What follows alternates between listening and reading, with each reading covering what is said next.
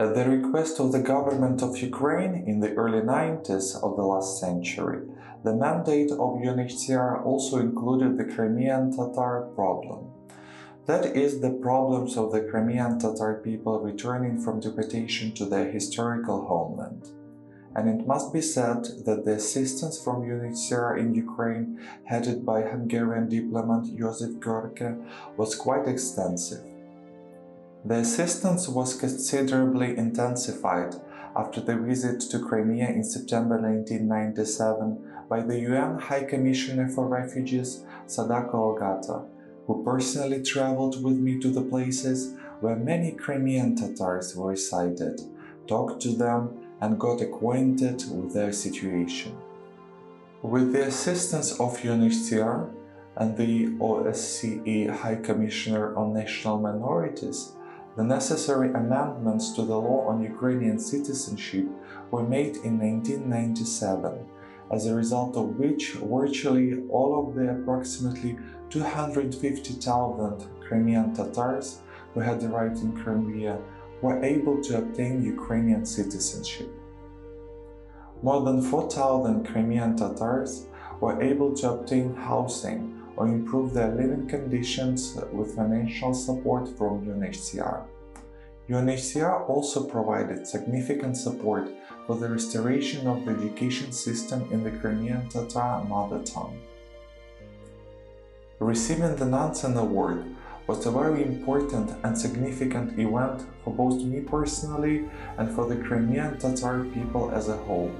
After all, the pro-Russian authorities in Crimea refused to recognize the legitimacy of democratically elected Mejlis, the single highest executive representative body of the Crimean Tatar people.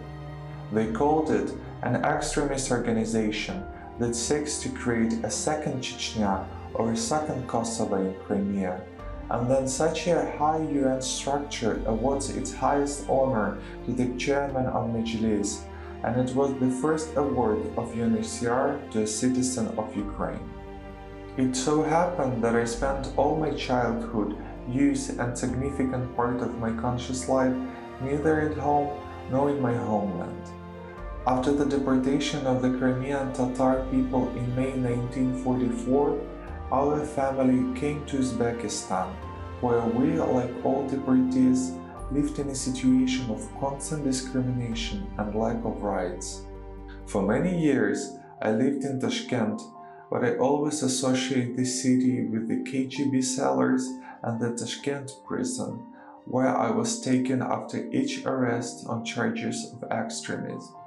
And after conviction, I was sent to camps in Uzbekistan and then to distant camps in Siberia, the Far East and Yakutia. My last 3-year prison term was in Kolyma, and then I was released from the Magadan prison in October 1986. But like the vast majority of my compatriots, I have always associated the concept of homeland only with Crimea, and it didn't matter what city or town it was. I managed to return to Crimea only in the spring of 1989, since practically all officials in Crimea back then, from bottom to top, were clear opponents of the return of the Crimean Tatars, and our life there, of course, life was not cloudless. It was a constant struggle to defend our basic rights. Nevertheless, using the democratic rights of already independent Ukraine and with the support of international structures including UNHCR, we managed to step by step defend our rights. This process was interrupted by Russia's new occupation of Crimea in February 2014. They have banned me from entering the territory of Crimea and living in my house in Bakhchisarai for 5 years on charges of encroaching on territorial integrity with the Russian Federation. That is, for the fact that I refuse to recognize the legality of the occupation of Crimea. But I am sure that I will be able to return alive or dead to the Crimean Peninsula.